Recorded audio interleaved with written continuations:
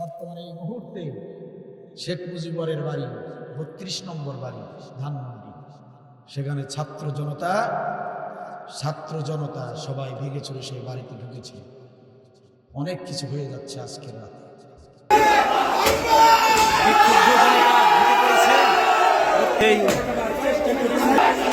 সবাই যে যার হাতে যেভাবে পেরেছেন তাই নিয়েই তারা এখানে চলে এসেছেন এবং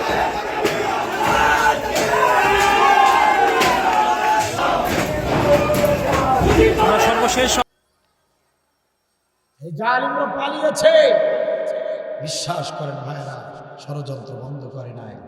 তারা একটার পর একটা ষড়যন্ত্র করছে, আর আমাদের ছাত্র সমাজ তারা সব ষড়যন্ত্রগুলো রুখে দাঁড়াবার জন্য দাঁড়িয়ে গিয়েছে সামনে।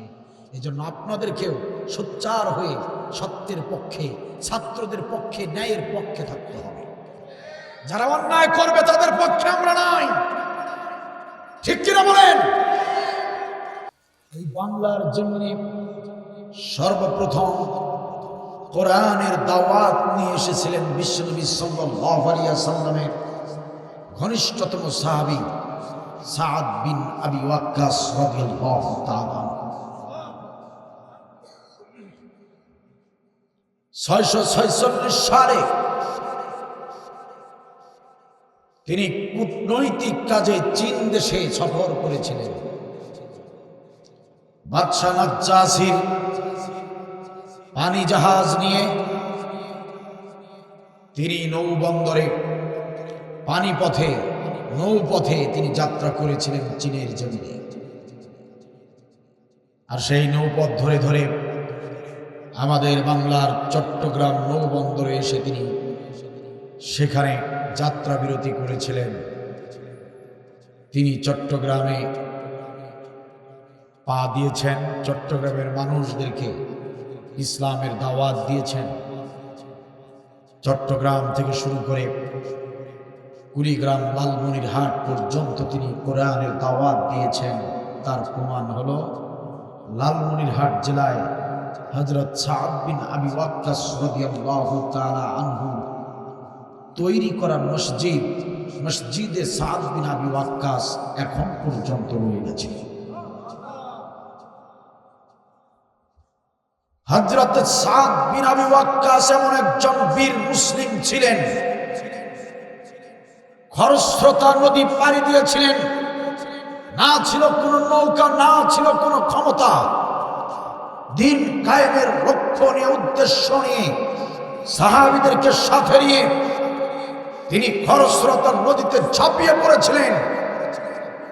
সম্মানিত ভাইরা আমার, খরস্রোতা নদীর পানি হযরত সাদ রাদিয়াল্লাহু আর তার সাথীদেরকে এপার থেকে ওপার করে দিয়েছে।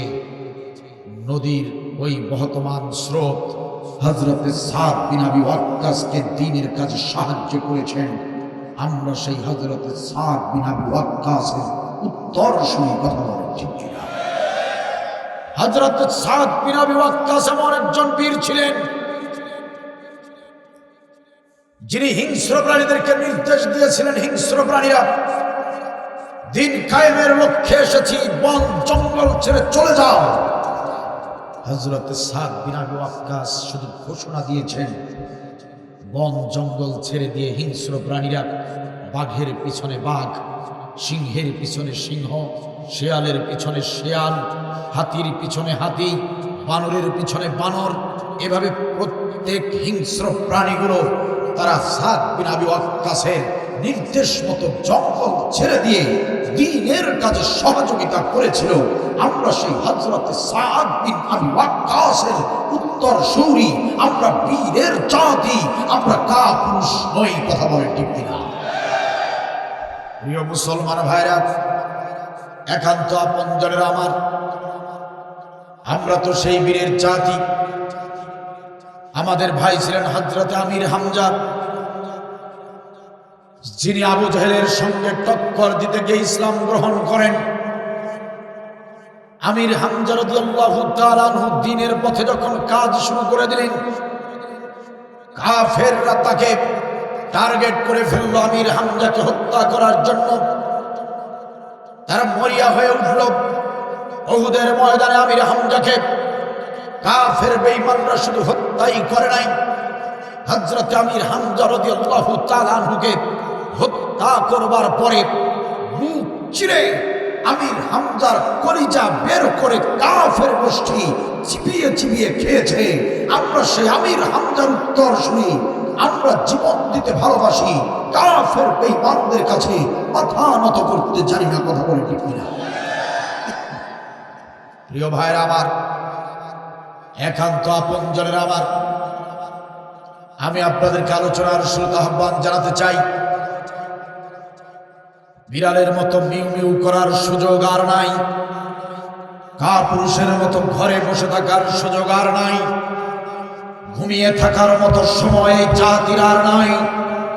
এখন এই জাতিকে জাগতে হবে, এই জাতিকে সোচ্চার হতে হবে, এই জাতিকে বীর পুরুষের মতো কাজ করতে হবে।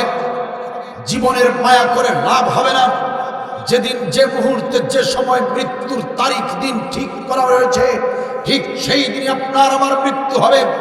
সুতরাং মরতেই যেহেতু হবে, ন্যায়ের পক্ষে মরব, মরতেই যেহেতু হবে, কোরআনের পক্ষে মরব, মরতেই যেহেতু হবে, শাহাদাতের মৃত্যু গ্রহণ করব। ন্যায়ের পক্ষে থেকে, ইসলামের পক্ষে থেকে এই বাংলার জমিনে দিন কায়েমের লক্ষ্যে আমরা প্রয়োজন আরেকটা বার রাজপথে যেতে চাই।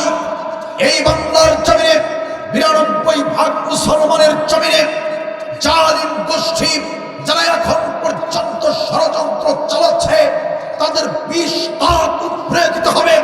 এই বাংলার জমিনে চাঁদাবাজি দুর্নীতি বন্ধ করে ইনসাফ ভিত্তিক একটি আদর্শ রাষ্ট্র তৈরি করতে হবে।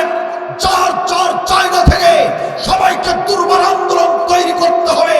প্রয়োজন আরেকটা বার অভ্যুত্থান তৈরি করতে হবে। প্রয়োজন আরেকটা বার আবু সাইদের মতো বুক পেতে দিয়ে, রক্ত ছড়িয়ে, জীবন দিয়ে এই বাংলার জমিনকে কোরআনের জমিন তৈরি করতে হবে। কারা কারা রাজি আছো? আল্লাহ দেখা।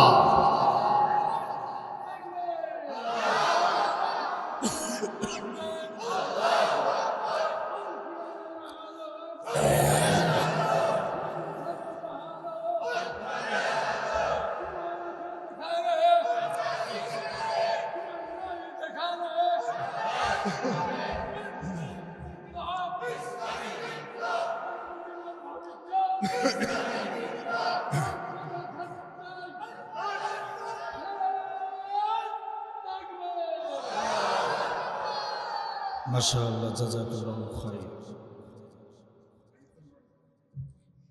প্রশ্ন করলে ঝংকার দিয়ে জবাব দিবেন।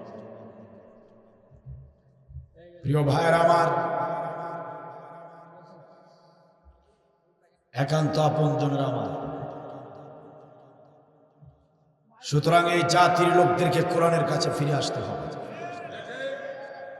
কোরআন ছাড়া এই জাতিকে শান্তি মুক্তি দেবার ক্ষমতার কারণে